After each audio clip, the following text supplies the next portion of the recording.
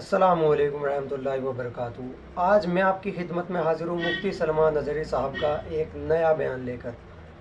انشاءاللہ اس بیان کو پورا ضرور دیکھیے گا، آپ بھی دیکھیں میں بھی دیکھتا ہوں، اور انشاءاللہ پورا ضرور دیکھیے گا، اسکپ نہ کریں اور نہ ہی اس ویڈیو کو چھوڑ کر کے جائیں، یہ بیان پورا ضرور دیکھیں۔ آج جو آیتیں اب میں نے جو تلاوت کی ہیں، اللہ تعالیٰ فرماتا ہے، اور وہ لوگ جو ایمان لائے اللہ پر اور رسولوں پر، اس کے سب رسولوں پر، اور اس کے رسولوں میں کسی میں فرق نہیں کیا ایمان کے معاملے میں، ان میں سے کسی پر ایمان میں فرق نہ کیا۔ دیکھیں، ایمان ہم کو سارے نبیوں پر لانا ہے، ہم کسی ایک بھی نبی کا انکار نہیں کر سکتے۔ اب آپ کو میں بتاؤں، کوئی اگر مسلمان ایسا ہے، وہ کہتا ہے میں میرے نبی محمد صلی اللہ تعالیٰ علیہ وسلم پر ایمان لاتا ہوں، لیکن مجھے عیسیٰ سے کیا غرض، معاذ اللہ رب العالمین۔ اگر کوئی کہتا ہے میں عیسیٰ علیہ السلام کو نہیں مانتا، وہ ہمارے نبی تھے بھی نہیں، پچھلے زمانے کے نبی تھے، میں تو رسول پاک کو پورا مانتا ہوں، تو 1,24,000 کم و بیش جتنے نبی آئے، اور قرآن پاک میں جتنے نبیوں کا اور احادیث میں جتنے نبیوں کا نام صراحت کے ساتھ آیا، ان پر ایمان لانا تمہیں ضروری ہے۔ ایک بھی نبی کا انکار کرو گے تو وجہ کیا رزلٹ کیا بنتا ہے معلوم ہے؟ اگر تم نے عیسیٰ علیہ السلام کا انکار کیا تو گویا کہ تم نے خود اپنے نبی کا انکار کیا، تم محمد صلی اللہ علیہ وسلم کو نہیں مان رہے، کیونکہ عیسیٰ کون تھے یہ ہمیں بتایا محمد صلی اللہ علیہ وسلم نے۔ ان کی نبوت کا اگر تم نے انکار کیا تو گویا کہ تم نے اپنے رسول کا انکار کیا۔ ہم کسی بھی نبی میں فرق نہیں کرتے، یہ رد میں آئی ہے آیت، یہ آیت جو آئی ہے، پھر سے میں پڑھ رہا ہوں، توجہ، اللہ فرما رہا ہے وہ لوگ جو اللہ پر اور اس کے رسولوں پر ایمان لائے اور رسولوں پر ایمان لانے میں کسی میں فرق نہیں کرتے۔ فرق نہیں کرتے مطلب ایسا نہیں کرتے کہ ایک نبی کو مانتے ہیں ایک نبی کو چھوڑتے ہیں، ایسا نہیں کرتے، تب رب تعالیٰ فرما رہا ہے ان کو اللہ پورا کا پورا اجر عطا کرے گا، پورا کا پورا اجر عطا کرے گا۔ اس اجر کے مستحق اگر دنیا میں کوئی ہے تو وہ مسلمان ہیں۔ عیسائی بھی نبیوں کو مانتے ہیں، یہودی بھی نبیوں کو مانتے ہیں، اور ہم بھی نبیوں کو مانتے ہیں، لیکن فرق ہے سب میں۔ یہودی جو ہے جتنے نبی آئے ان پر ایمان رکھتے ہیں، ابراہیم علیہ السلام سے لے کر موسیٰ علیہ السلام تک تقریباً نبیوں پر ان کا اتفاق ہے۔ عیسائی جو ہیں کرسچن، یہ بھی تقریباً سب نبیوں کو مانتے ہیں، لیکن دونوں کے ماننے میں فرق ہے۔ یہودی بعض نبیوں کو اس طور پر مانتے ہیں کہ وہ اللہ کے نبی تھے، ہمارے مسیحا تھے، لیکن بعض نبیوں کے بارے میں وہ بہت گمراہی کے عقیدے رکھتے ہیں، جیسے حضرت اسحاق علیہ السلام کے متعلق، بلکہ حضرت ابراہیم علیہ السلام پر ہی انہوں نے زنا کی تہمت لگائی۔ اسحاق علیہ السلام کے متعلق یہ ہے کہ وہ اللہ سے لڑ لیتے تھے، کبھی وہ اللہ کو گراتے تھے، کبھی اللہ ان کو گراتا تھا، معاذ اللہ، یہ یہودیوں کا عقیدہ ہے۔ تو نبیوں پر ایمان لانے میں یہ آدھے آدھے ہیں۔ اسی طرح سے عیسیٰ علیہ السلام کو نگلیکٹ کرتے ہیں، بالکل نہیں مانتے۔ کون؟ یہودی۔ عیسائیوں کا بھی حال ان سے کچھ زیادہ اچھا نہیں ہے، یہ بنی اسرائیل کے تقریباً نبیوں کو مانتے ہیں، لیکن بعض نبیوں کا یہ بھی انکار کرتے ہیں۔ کیسے؟ یہ تو سب سے بڑے نبی محمد صلی اللہ علیہ وسلم کو ہی نہیں مانتے۔ قرآن کہہ رہا ہے سارے نبیوں پر ایمان جو برابر رکھتا ہے، آدم علیہ السلام سے لے کر حضور پاک صلی اللہ علیہ وسلم تک جتنے نبی آئے، سب پر جو ایمان رکھتا ہے، اولئک سوف یؤتیہم اجورہم، اللہ فرما رہا ہے ان کو پورا کا پورا اجر میں عطا کروں گا۔ اب مجھے بتاؤ، یہودی عیسیٰ علیہ السلام کو نہیں مانتے، عیسائی محمد صلی اللہ علیہ وسلم کو نہیں مانتے، دنیا میں ایک ہی قوم ایسی ہے جو مسلمان، وہ موسیٰ علیہ السلام کو بھی مانتے ہیں، عیسیٰ علیہ السلام کو بھی، اور محمد صلی اللہ علیہ وسلم کو بھی۔ ہمارا کسی بھی نبی کے متعلق کوئی اختلاف ہے؟ ہم نے کبھی کسی نبی کا انکار کیا؟ ہم نے آج تک یہ نہیں کہا کہ موسیٰ علیہ السلام یہودیوں کے نبی ہیں، ہم نے یہ نہیں کہا کہ عیسیٰ علیہ السلام صرف عیسائیوں کے نبی ہیں، بلکہ ہم یہ کہتے ہیں کہ 1,24,000 کم و بیش جتنے نبی آئے وہ سب ہمارے نبی ہیں۔ سب پر ایمان ہے ہمارا۔ اب اس بات کو سمجھ کر کے چلیں کہ اس میں کبھی بھی فرق نہ کریں۔ یہ رد میں آئی ہے آیت ان لوگوں کے جو یہودی اور عیسائی کرتے ہیں۔ اچھا، اب یہاں پر میں ایک بات اور بھی عرض کروں کہ یہودیوں کی کتابوں میں بھی موجود ہے کہ آخری زمانے میں ایک نبی آئیں گے جن پر نبوت کا خاتمہ ہو جائے گا۔ ان کی صفات بھی بیان کی گئی ہیں، ان کی تعریف میں ساری چیزیں بیان ہیں، یہودیوں کی کتاب میں بھی ہے۔ عیسائی جن کتابوں کو مقدس مانتے ہیں ان میں بھی ہے کہ ایک نبی آنے والا ہے جس کی تمام بشارتیں اس میں دی گئی ہیں۔ ان دونوں سے آپ پکڑ کر کے پوچھو وہ نبی کہاں ہے، کب آئے گا، وہ نبی کہاں ہے؟ یہودیوں سے بھی ہم پوچھتے ہیں جس نبی کے آنے کی بشارت تمہاری کتابوں میں ہے، آخر وہ کون ہے، کون سا نبی ہے؟ اگر تمہارے اعتبار سے محمد صلی اللہ علیہ وسلم ہیں تو پھر ایمان کیوں نہیں لاتے؟ تم اپنی کتاب پر عمل نہیں کر رہے ہو۔ عیسائیوں سے پوچھو جس نبی کے آنے کی بشارت عیسیٰ علیہ السلام دے کر کے گئے اپنی کتابوں میں، وہ کون ہے وہ نبی؟ اگر محمد صلی اللہ علیہ وسلم ہیں تو پھر ان پر ایمان کیوں نہیں لاتے؟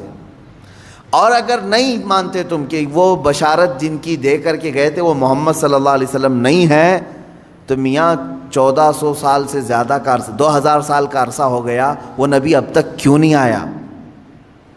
یہودیوں سے بھی ہمارا سوال ہے، عیسائیوں سے بھی ہمارا سوال ہے، اس لیے کہ اس سے پہلے اتنا لمبا گیپ کبھی نہیں آیا۔ 2000 سال ہو گئے۔ یہودی آپ سے بھی ہم پوچھتے ہیں کہ تمہاری کتابوں میں جس نبی کے آنے کی بشارت دی گئی ہے وہ کون ہے نبی؟ اگر محمد صلی اللہ علیہ وسلم ہے تو ایمان کیوں نہیں لاتے؟ اور اگر وہ نہیں ہے تو پھر کون ہے، وہ کب آئے گا؟ اگر عیسائی بھی یہ جواب دیں، ان سے بھی میرا یہی سوال ہے۔ میرے عزیزو، یہاں پر یہ آیت اسی لیے آئی ہے کہ یہ بعض نبیوں کو مانتے ہیں جو ان کی طبیعت میں ہے، اور بعض کا انکار کرتے ہیں جو ان کی طبیعت میں نہیں ہے۔ یہاں سے میں ایک نتیجہ اخذ کر کے آپ سب سے بھی کہنا چاہوں گا، کبھی بھی شریعت کو اپنی طبیعت کے مطابق نہ بناؤ۔ جو تمہیں اچھا لگے وہ شریعت ہے، اور جو کڑوا لگے اس کو تھوک دو۔ اکثر ایسا ہوتا ہے۔ مثال کے طور پر مولانا صاحب جب تک آپ کو بیان کر رہے ہیں آپ کو بہت اچھی لگنے لگی تقریریں، کیا بولتے ہیں مولانا صاحب، بہت اچھا ہے۔ کس بارے میں بول رہے تھے؟ آپ کو جتنے لوگوں نے دھوکہ دیا ان کے خلاف بول رہے تھے، بہت اچھے مولانا ہیں۔ دھوکے کے خلاف بولیے آپ، بہت سارے لوگ جو ہے دھوکہ دیتے ہیں۔ پھر ہم نے شرابیوں کے خلاف بولا، بہت اچھا بولتے مولانا، اس لیے کہ شراب بندی ہونی چاہیے، ہمارے معاشرے میں بہت سارے بگڑے، ان کو صحیح کرنا چاہیے۔ مولانا صاحب نے ایک دن انہی کے بارے میں کہہ دیا کہ سود کھاتے ہو آپ، بہت برا مولانا ہے۔ تو گویا کہ تم نے شریعت کو اپنی طبیعت کے مطابق بنانے کی کوشش کی۔ جو تمہارے زخموں پر انگلی رکھے تو اس کو تم خراب کہو گے۔ یہودیوں کی یہی طبیعت تھی اور آج بھی یہی ہے۔ یحییٰ علیہ السلام ان کے نبی ہیں، بنی اسرائیل کے نبی ہیں، بادشاہ بڑی عزت کرتا تھا۔ یحییٰ علیہ السلام جوان تھے، 30 یا 33 سال کی عمر کے۔ بادشاہ نے ایک بار شادی کی، چند دنوں کے بعد دوسری شادی کی اسی بیوی کی بہن سے۔ 2 بہنوں کو ایک نکاح میں جمع کر لیا، یعنی 2 بیویاں ہیں لیکن دونوں سگی بہنیں ہیں۔ یحییٰ علیہ السلام نے فتویٰ دیا کہ شریعت میں 2 بہنوں کا ایک ساتھ رکھنا حرام ہے۔ اس نے کہا میں بادشاہ ہوں۔ حضرت یحییٰ علیہ السلام نے فرمایا اللہ سب سے بڑا بادشاہ ہے، قانون اس کا ہے، تم بندے ہو، سب کے لیے ہے یہ شریعت۔ اس نے دھمکیاں دیں، کہا کہ آپ غلط کہہ رہے ہیں، میرے خلاف مت کہیں۔ حضرت یحییٰ علیہ السلام ڈٹے رہے، یہاں تک کہ بادشاہ نے یحییٰ علیہ السلام کا قتل کر دیا، آپ کا سر مبارک الگ کر دیا، جسم الگ کر دیا، کاٹ دیا۔ کس بنیاد پر؟ اس کے زخم پر انگلی رکھا تھا، برائی پر تنبیہ کی تھی۔ نبیوں کے ساتھ یہودی یہی کرتے رہے، ان کو اگر کسی بات کی تنبیہ کی جاتی تو ان کے خلاف کھڑے ہو جاتے، ان کو مار ڈالتے۔ کئی نبیوں کا قتل کیا انہوں نے۔ موسیٰ علیہ الصلوۃ والتسلیم نے کیا کیا؟ زکوٰۃ کا حکم آیا تو سب سے کہا کہ زکوٰۃ دے دینا۔ قارون جو زمانے کا بڑا مالدار تھا، وہ موسیٰ علیہ السلام کے رشتے میں بھی آتا تھا، اس سے بھی کہا کہ قارون تو اپنے خزانوں کی زکوٰۃ نکال۔ اب جب زکوٰۃ نکالنے کے لیے دیکھا تو کئی خزانے صرف زکوٰۃ میں جا رہے تھے، حالانکہ اس کو رعایت ملی تھی۔ اس نے کیا کیا؟ ہونا یہ چاہیے تھا کہ میری اصلاح کے لیے اگر کوئی بیان کر رہا ہے تو میں اپنے آپ کو اصلاح کی طرف لے جاؤں، کوشش کروں بدل لوں۔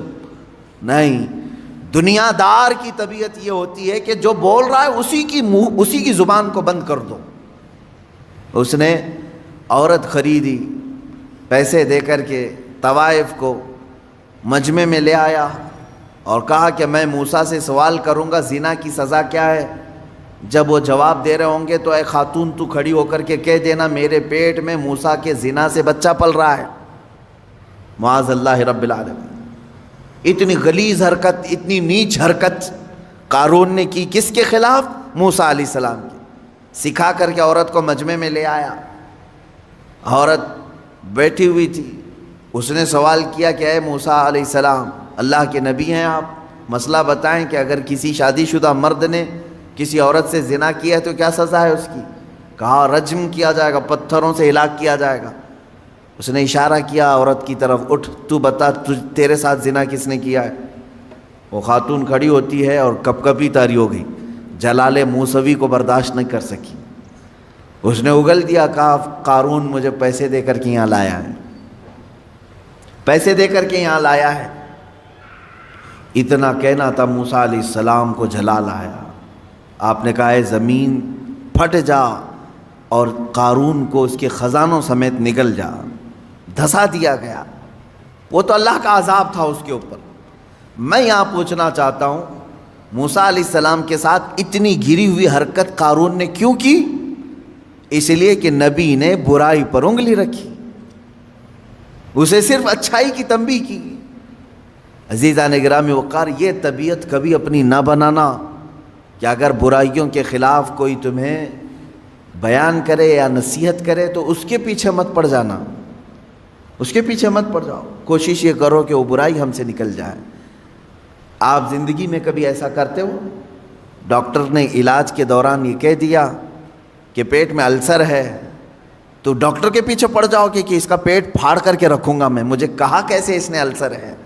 نہیں، تمہیں معلوم ہے عقل ہے اتنی، ڈاکٹر میری بیماری کو بول رہا ہے، ہو سکتا ہے اندر۔ اگر ڈاکٹر نے کبھی کہہ دیا تمہیں آپ کو ہارٹ کا پرابلم ہے، بلاکیج ہے، دوڑے دوڑے بھاگتے ہو، کیا علاج کروں ڈاکٹر صاحب بتائیں تو صحیح۔ کوئی ایک بندہ مجھے بتائیں جو بدلے میں یوں کہہ دے ڈاکٹر تیری ہر نس کو میں پھاڑ دوں گا، تو نے بولا کیسے مجھے؟ میرے بلاکیج ہے؟ نہیں، وہ جب تمہیں کہہ رہا ہے تمہارے اندر بیماری ہے تو تم مان لیتے ہو، ایکسیپٹ کرتے ہو۔ یہی بات ایک عالم دین اور ایک خطیب شرع سے بھی تمہیں اسی طرح کا سلوک رکھنا چاہیے کہ اگر موجودہ خرابیوں اور برائیوں پر وہ تنبیہ کرے، کوشش یہ کریں کہ ان برائیوں کو اپنے اندر سے نکالیں، نہ یہ کہ اس کے پیچھے پڑ جائیں۔ ہمارے بعض علماء نے یہ کہا تھا کہ قوم کا حال یہ ہے کہ پتہ نہیں وہ نیت کرتے ہیں امام کے پیچھے، کیا کہہ کر کے نیت کرتے ہیں معلوم نہیں۔ نماز میں عشاء کی 4 رکعت فرض نماز واسطے اللہ کے، پیچھے اس امام کے، تو اب یہ سمجھ میں نہیں آتا پیچھے اس امام کے مطلب کیا ہے؟ یعنی صرف نماز میں پیچھے ہے یا پھر پوری زندگی اس کے پیچھے پڑنا ہے؟ میرے عزیزو، داعیان دین اور داعیان حق کے ساتھ انصاف کا معاملہ ہو، یہ میں اپنے لیے نہیں کہہ رہا ہوں، میرے پیچھے پورے پڑ جاؤ کوئی معاملہ نہیں، لیکن جو رسول کریم صلی اللہ تعالیٰ علیہ وسلم کی شریعت طاہرہ اور دین حق کو لے کر تمہارے درمیان آئے، ان کے ساتھ وہی سلوک کرو جو آپ کے جسمانی مرض کے لیے ڈاکٹر کے ساتھ آپ سلوک کرتے ہو۔ انبیاء کرام علیہ السلام کے ساتھ یہودیوں نے جو سلوک کیا، وہ سلوک آپ نائبان رسول کے ساتھ نہ کریں۔ یہودیوں کو جو باتیں اچھی لگتی تھی وہ لے لیتے تھے، اور جو ناپسند ہوتی تو نبیوں کا ہی قتل کر دیتے تھے۔ ایک دو نہیں، ہزاروں نبیوں، 10,000 نبیوں کا قتل کیا ہے انہوں نے، تقریباً 10,000 نبیوں کا۔ قرآن میں کئی جگہ پر آیت آئی وَيَقْتُلُونَ النَّبِيِّينَ بِغَيْرِ حق، یہ ناحق نبیوں کا قتل کرتے تھے۔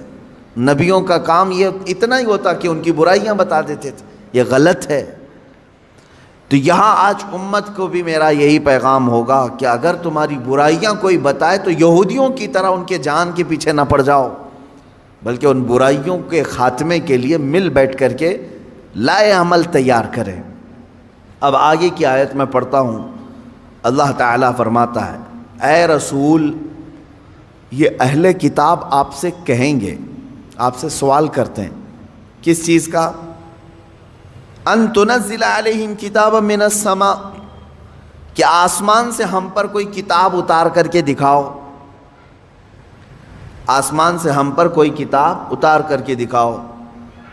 اللہ تعالیٰ فرما رہا ہے ہاں ایسا ہوا بھی تھا۔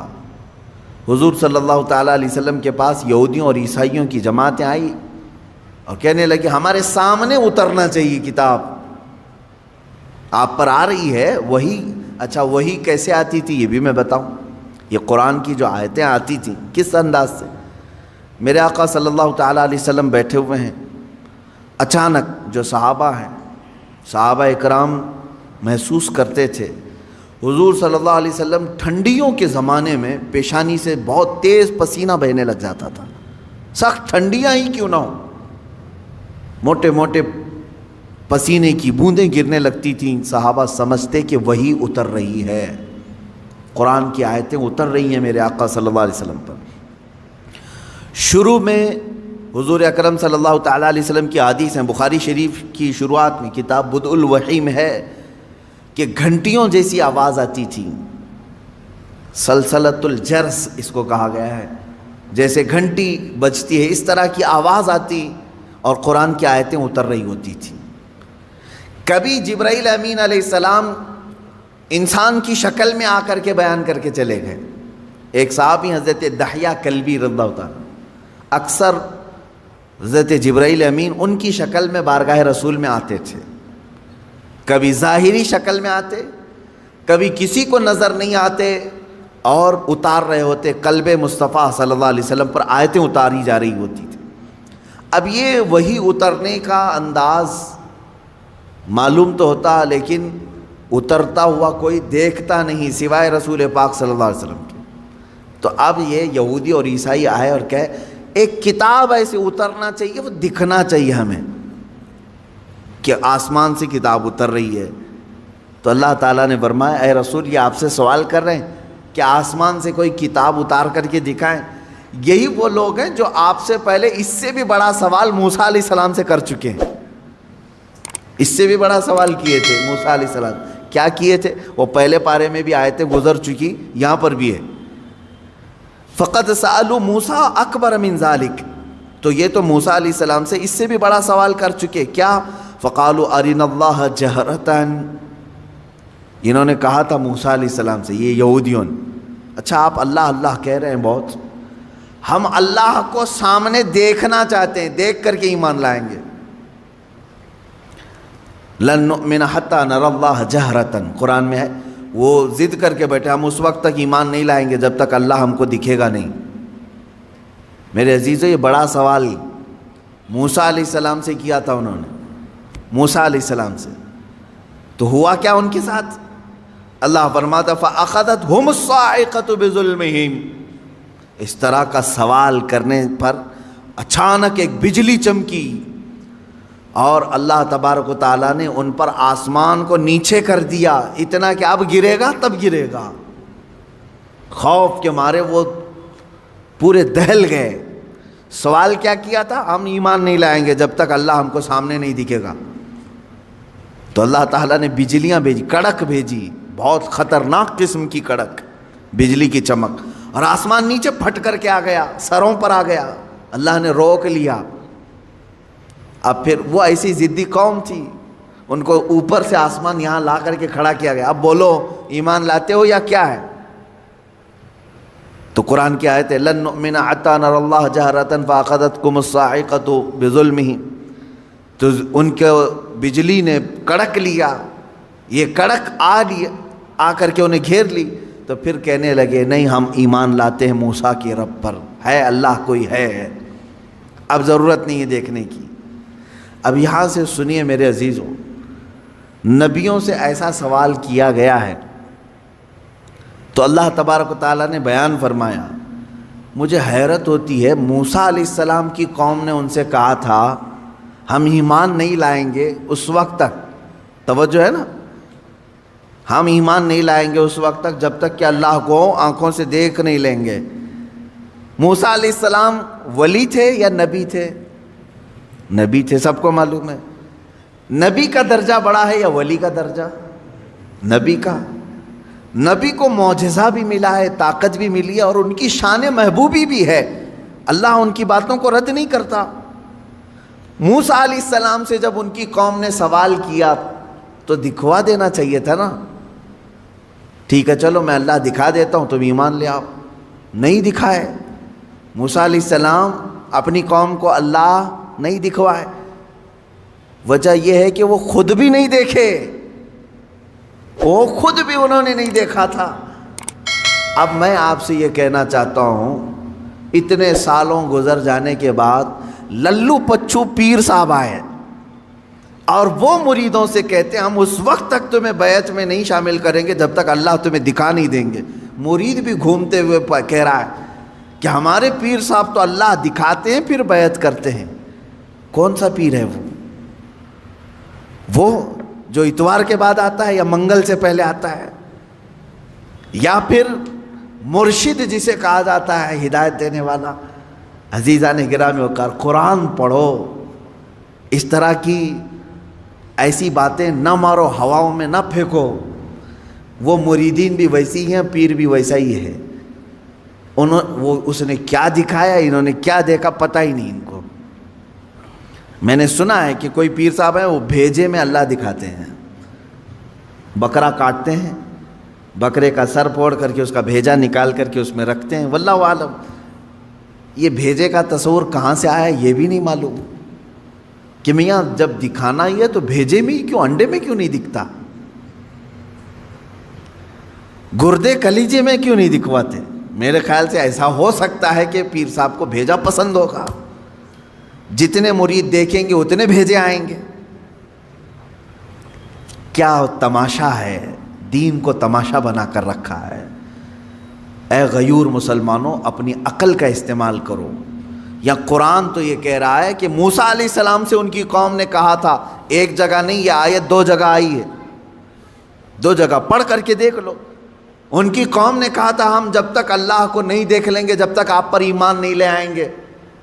موسیٰ علیہ السلام نبی ہو کر کے اپنی قوم کو نہیں دکھائے، نہیں، اللہ دیکھنے والی چیز ہے ہی نہیں۔ قرآن کہتا ہے لا تدرکہ الابصار وہو یدرک الابصار، کوئی آنکھ نہیں ہے جو اس کو گھیر میں لے لے۔ اگر کسی آنکھ میں آ گیا تو وہ خدا نہیں، خدا وہ ہے جو کسی کے آنکھ میں سما نہیں سکتا۔ ہاں وہ اللہ رب العزت ہے جو ساری نگاہوں پر حاوی ہے، پوری دنیا کو وہ دیکھ رہا ہے، لیکن اسے دیکھنے والی آنکھ نہیں۔ رسول کریم صلی اللہ تعالیٰ علیہ وسلم اس سے مستثنی ہیں۔ صرف اللہ رب العزت نے میرے نبی صلی اللہ تعالیٰ علیہ وسلم کو اپنا دیدار کرایا، یہ ایکسیپشن ہے، یہ ایکسیپشن ہے۔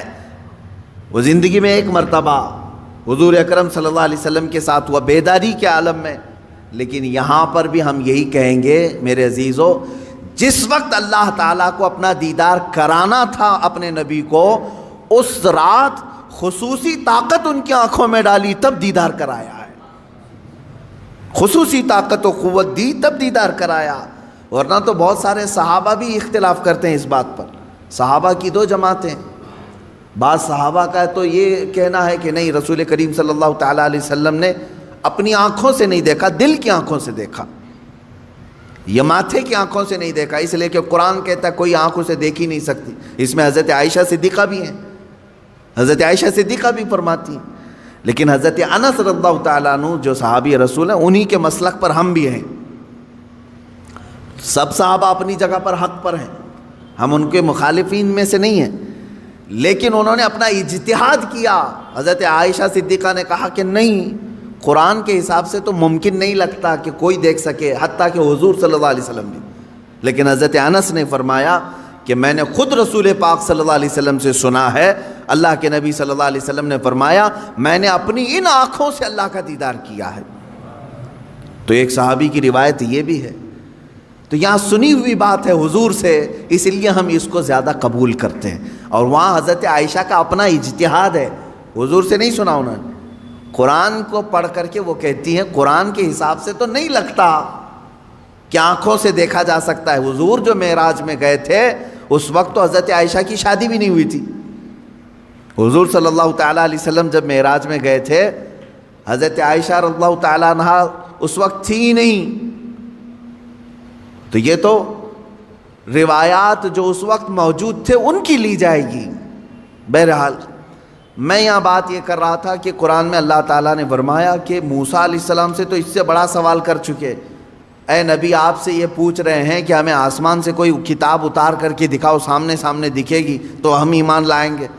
تو اللہ نے فرمایا اس سے بڑا سوال یہ موسیٰ علیہ السلام سے کر چکے کہ ہمیں اللہ دکھاؤ تب ایمان لائیں گے۔ ان لوگوں کا ایک ہی علاج ہے، ان کے دل کے اطمینان کے لیے کوئی چیز نہیں کی جائے گی، ان کے لیے یہ روز ایک ایک چیزوں کا مطالبہ کریں گے۔ اب مثال کے طور پر اگر ہم یہ کہیں کرامت حق ہے، مانتے ہیں کہ نہیں؟ کرامت حق ہے، میں بیان کر رہا ہوں تو میرے ہی پیچھے پڑ گئے، ابھی کر کے دکھا دو، ابھی کر کے دکھا دو۔ اچھا کیا کر کے دکھائیں؟ تو کہیں گے مٹی میں سے تم سونا نکال کے دکھا دو۔ ہاں میاں تم کو جو چاہیے وہی کرامت بھی تم کو چاہیے، سننا نکال کے دکھائیں۔ میرے عزیزو اس طرح کے مطالبے یہودیوں اور عیسائیوں کے ہوا کرتے تھے۔ اب مسلمانوں کا سب سے بہترین عقیدہ کیا ہے؟ الحمدللہ میں آپ کو بتاتا ہوں، تمہاری تعریف میں اللہ نے کیا فرمایا۔ یہ واحد قوم ایسی ہے میرے نبی کی کہ جب میرے نبی نے کہا اللہ ہے تو انہوں نے مان لیا، جب میرے نبی نے کہا یہ قرآن ہے تو اس کی ہر آیت پر ایمان لیا ہے۔ کبھی بھی امت نے یہ نہیں پوچھا کہ اے رسول ہمیں اترتی ہوئی تو نہیں دکھ رہی، آپ کہہ رہے ہیں کیسے مانیں؟ نہیں، مسلمان قوم وہ ہے جنہوں نے کہا میرے نبی نے کہہ دیا تو ہو گیا۔ حتیٰ کہ حضور نے آ کر کے کہہ دیا، کل کی رات میں سفر پر تھا، صحابہ نے ایمان قبول کر لیا، آمنا و صدقنا۔ اسی لیے قرآن جو شروع ہوتا ہے سورہ بقرہ میں آپ پڑھیں گے، شروع کی آیتوں میں اللہ نے تعریف میں فرمایا ھدی للمتقین الذین یؤمنون بالغیب۔ اللہ فرماتا ہے یہ کتاب ہم نے اتارا ہی ہے ان لوگوں کے لیے جو غیب پر ایمان رکھتے ہیں۔ یہ کتاب ہدایت ہے ان لوگوں کے لیے جو غیب پر ایمان رکھتے ہیں۔ آج تک مجھے بتاؤ، برسوں سے آپ نماز پڑھنے کے لیے آ رہے ہیں، مسجد میں آ رہے ہیں، کبھی آپ نے امام صاحب سے جا کر کے پکڑ کے پوچھا کہ امام صاحب آپ اللہ اکبر کہہ کر کے جھکاتے ہیں سجدے میں، کبھی یہ تو بتاؤ ہے کہاں اللہ؟ دکھتا کیوں نہیں ہے مسجد میں؟ کبھی پوچھا آپ نے؟ نہیں، یہ مسلمان کی شان ہے، ہر مسلمان کے دل میں اللہ رب العزت کی محبت بسی ہوئی ہے، اسے معلوم ہے ایک ذات ہے، میری دیکھنے کی اوقات نہیں، جب وہ وقت آئے گا مولا حجابات ہٹائے گا اور اپنا دیدار کرائے گا۔ کیونکہ جنت میں جانے کے بعد مسلمان کو سب سے بڑا انعام کیا دیا جائے گا؟ سیب، انار، انگور، حوریں، غلمان، نہریں۔ سب سے بڑا انعام مسلمان کے لیے یہ ہوگا کہ اسے سارے حجابات ہٹا کر کے اللہ کا دیدار کرایا جائے گا۔ اس سے بڑا انعام کچھ ہوگا؟ پوری زندگی جس کے لیے وہ عبادت کرتا رہا وہ رحمان اسے دکھایا جائے گا۔ بلکہ قرآن کہتا ہے وجوہ یومئذ ناظرہ الی ربہا ناظرہ، اس دن کچھ چہرے ایسے چمک رہے ہوں گے، دمک رہے ہوں گے۔ یہ سورہ قیامہ کی آیت ہے، کچھ چہرے چمک رہے ہوں گے، دمک رہے ہوں گے۔ کیوں مولا؟ الی ربہا ناظرہ، اس لیے کہ وہ اپنے رب کے پاس رب کو دیکھ رہے ہوں گے، اس لیے کہ وہ براہ راست اپنے رب کا دیدار کر رہے ہوں گے۔ ادھر رب کو دیکھ رہے ہوں گے اور چہرے چمک رہے ہوں. وہ وقت آئے گا جب تمہیں دیدار کرایا جائے گا.